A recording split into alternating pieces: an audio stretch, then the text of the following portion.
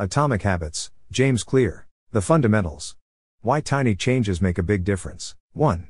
The surprising power of atomic habits. Prevailing wisdom claims that the best way to achieve what we want in life, including getting into better shape, building a successful business, relaxing more and worrying less, and spending more time with friends and family, is to set up specific, actionable goals. For many years, this was how I approached my habits, too. Each one was a goal to be reached. I set goals for the grades I wanted to get in school, for the weights I wanted to lift in the gym, and for the profits I wanted to earn in business. I succeeded at a few, but I failed at a lot of them. Eventually, I began to realize that my results had very little to do with the goals I set and nearly everything to do with the systems I followed. What's the difference between systems and goals? Goals are about the results you want to achieve. Systems are about the processes that lead to those results. If you want better results, then forget about setting goals. Focus on your system instead. If you were a basketball coach and you ignored your goal to win a championship and focused only on what your team does at practice each day, would you still get results? I think you would.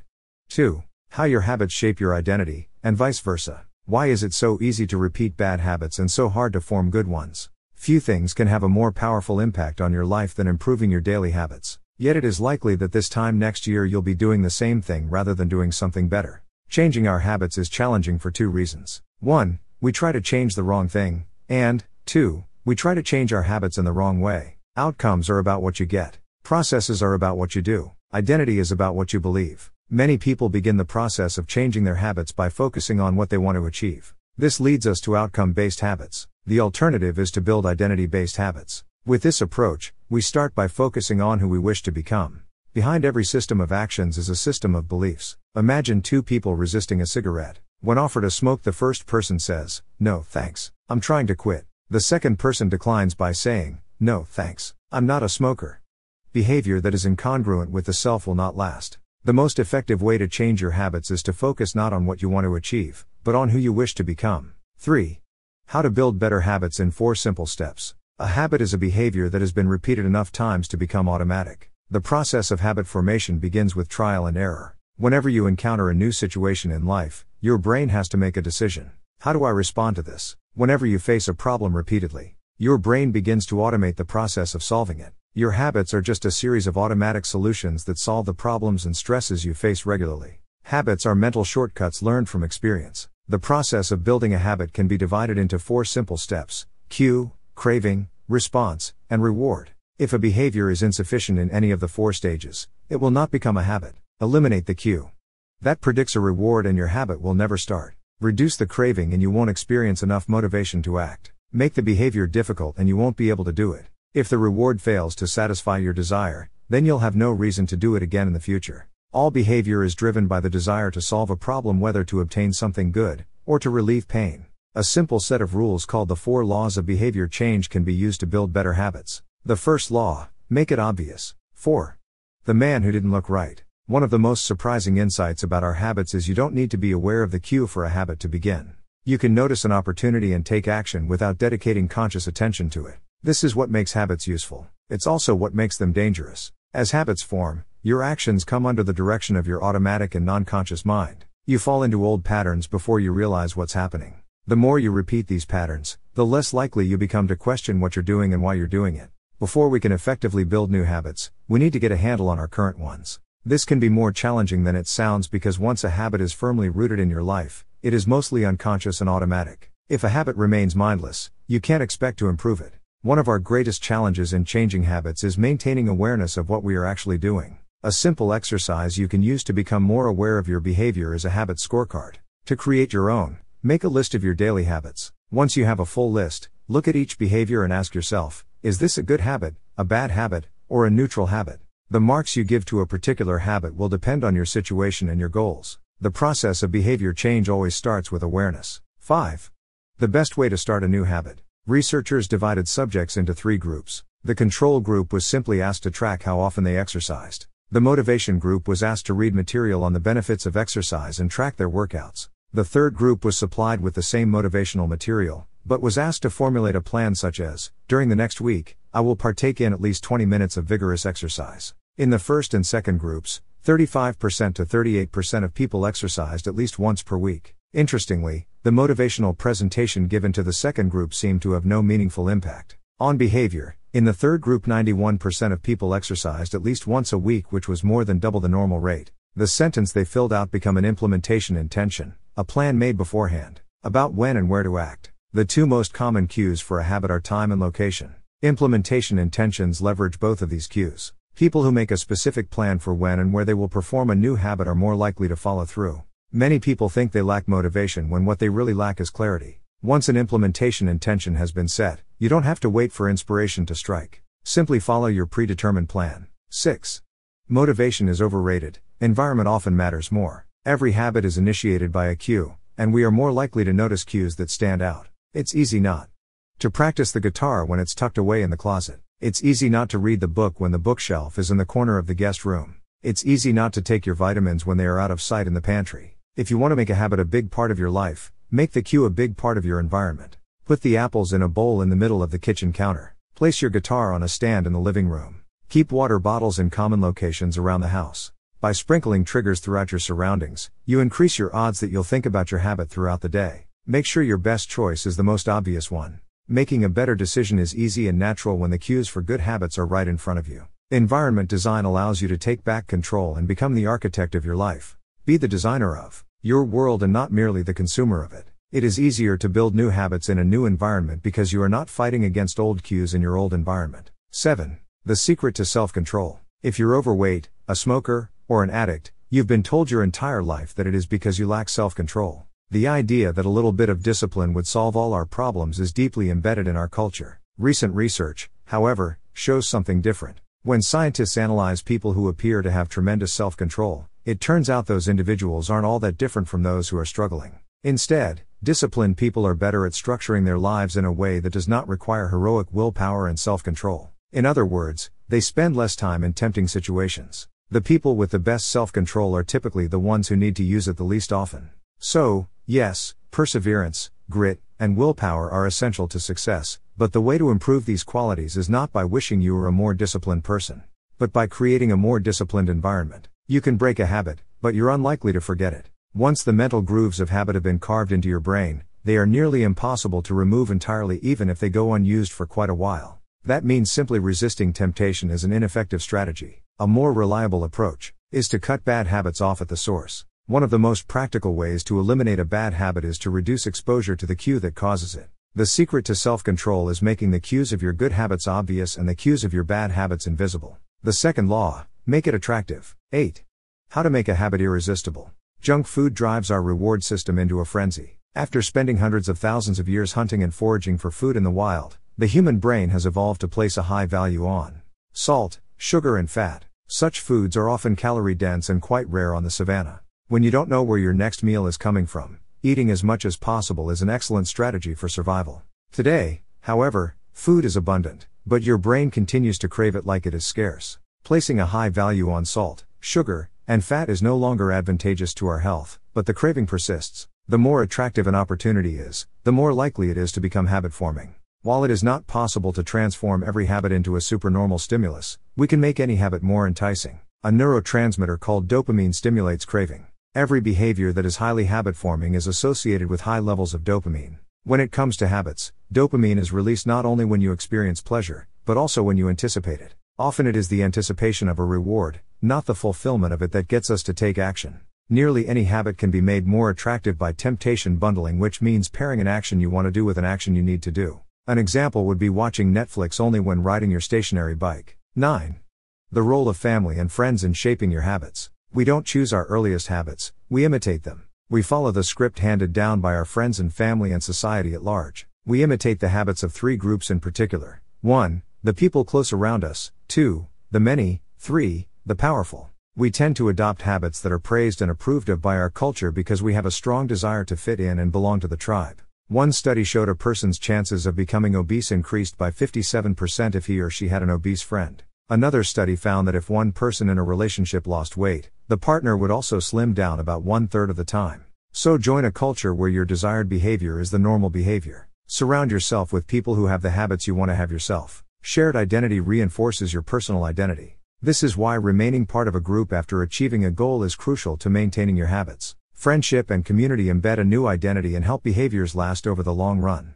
Many of our daily habits are also imitations of people we admire. We copy the habits of highly effective people because we desire success ourselves. If a behavior can get us approval, respect and praise, we find it attractive. 10.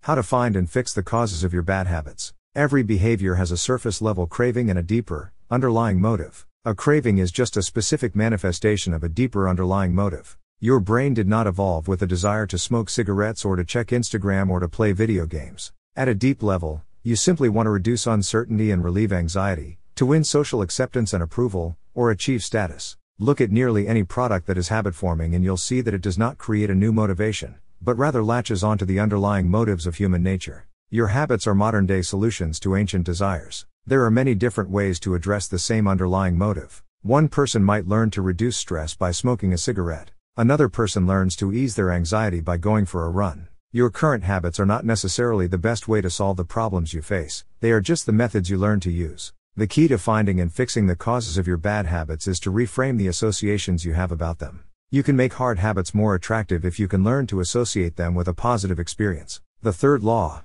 make it easy. 11. Walk slowly, but never backward. It's easy to get bogged down trying to find the optimal plan for change, such as the fastest way to lose weight, the best program to build muscle, or the perfect idea for a side hustle. We are so focused on figuring out the best approach that we never get around to taking action.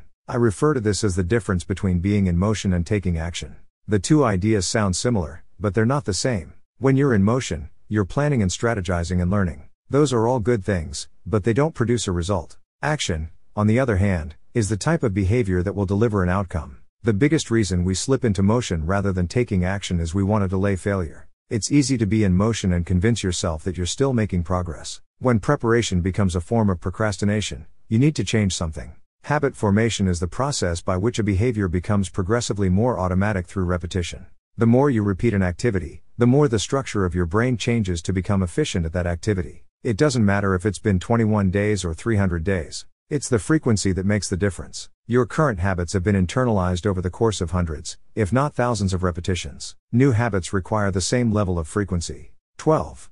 The law of least effort. The central idea is to create an environment where doing the right thing is as easy as possible. Much of the battle of building better habits comes down to finding ways to reduce the friction associated with our good habits and increase the friction associated with our bad ones. There are many ways to prime your environment so it's ready for immediate use. Want to improve your diet? Chop up a ton of fruits and vegetables on weekends and pack them into containers, so you have easy access to healthy, ready-to-eat options during the week. You can also invert this principle and prime the environment to make bad behaviors difficult. If you find yourself watching too much television, for example, then unplug it after each use. Or move the television into a closet after each use. Only plug it back in or bring it out if you can say out loud the name of the show you want to watch. This setup can create just enough friction to avoid mindless viewing. It is remarkable how little friction is required to prevent unwanted behavior. When I hide beer in the back of the fridge where I don't see it, I drink less. Tricks are unlikely to curb a true addiction, but for many of us, a little bit of friction can be the difference between sticking with a good habit or sliding into a bad one.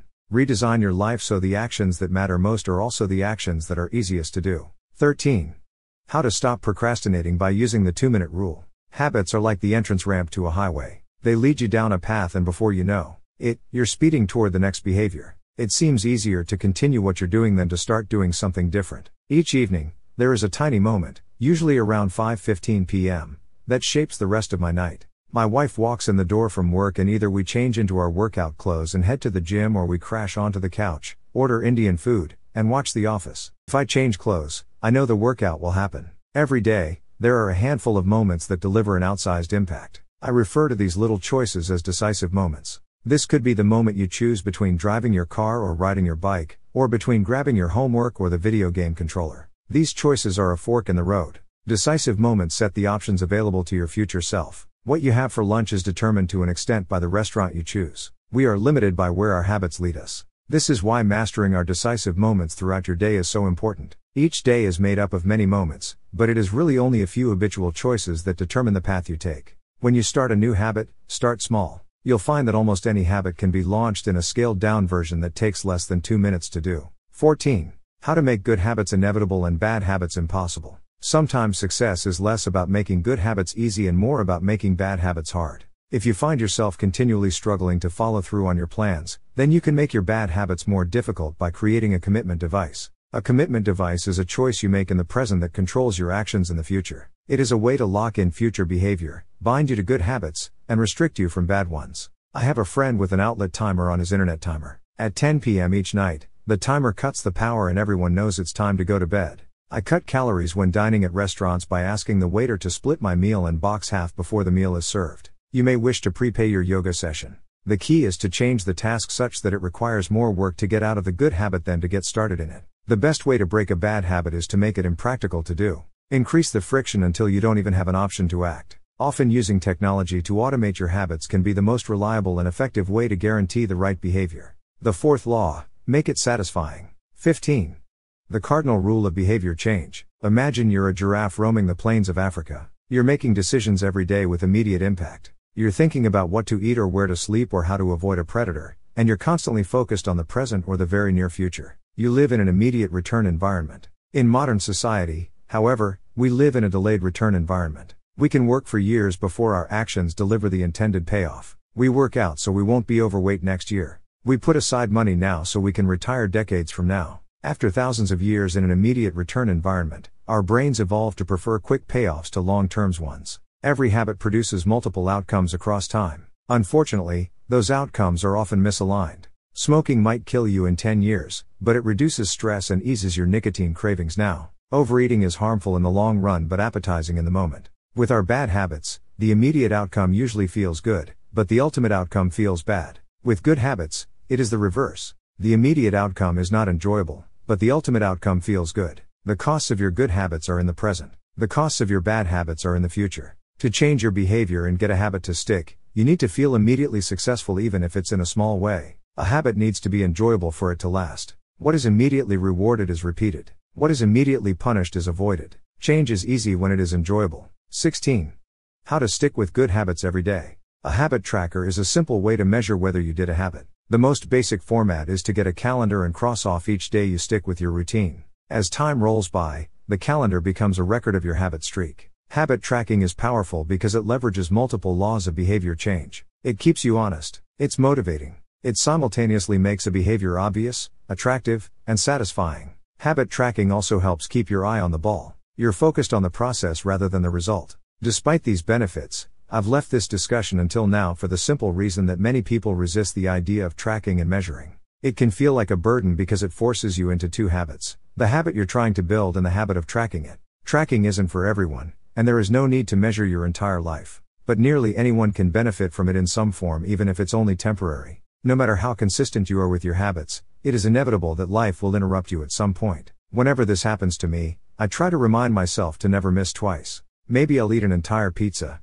but I'll follow it up with a healthy meal. I can't be perfect, but I can avoid a second lapse. Missing twice is the start of a new habit. 17. How an accountability partner can change everything. Just as we are likely to repeat an experience when the ending is satisfying, we are also more likely to avoid an experience when the ending is painful. Pain is an effective teacher. If a failure is painful, it gets fixed. If a failure is relatively painless, it gets ignored. The more immediate and costly a mistake is, the faster you will learn from it. We repeat bad habits because they serve us in some way, and that makes them hard to abandon. The best way I know to overcome this predicament is to increase the speed of the punishment associated with the behavior. There can't be a gap between the action and the consequences. The more immediate the pain happens, the less likely the behavior. If you want to prevent bad habits and eliminate unhealthy behaviors, then adding an instant cost to the action is a great way to reduce their odds. An accountability partner can create an immediate cost to an action. We care deeply about what others think of us, and we do not want others to have a lesser opinion of us. Knowing that someone else is watching you can be a powerful motivator.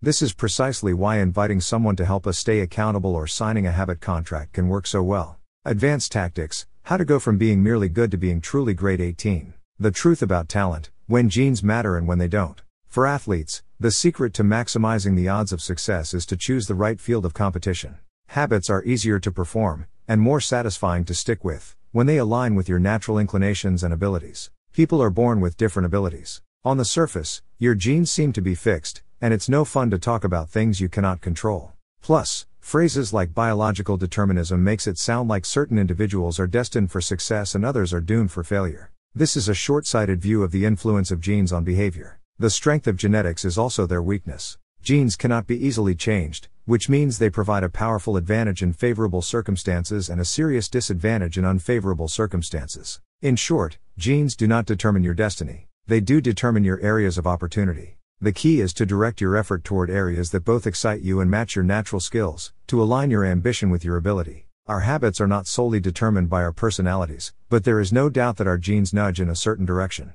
Our deeply rooted preferences make certain behaviors easier for some people than for others. The takeaway is that you should build habits that work for your personality. 19. The Goldilocks Rule: How to Stay Motivated in Life and Work. The Goldilocks Rule states that humans experience peak motivation when working on tasks that are right on the edge of their current abilities. They shouldn't be too hard or too easy, but just right. When you're starting a new habit, it's important to keep the behavior as easy as possible so you can stick with it even when conditions aren't perfect. Once a habit has been established, however, it's important to continue to advance in small ways. These little improvements and new challenges will help to keep you engaged. If you hit the Goldilocks zone just right, you can achieve a flow state. A flow state is the experience of being in the zone and fully immersed in an activity. The core idea of the Goldilocks rule remains. Working on challenges of just manageable difficulty seems crucial for maintaining motivation. Improvement requires a delicate balance. You need to regularly search for challenges that push you to your edge while continuing to make enough progress to stay motivated.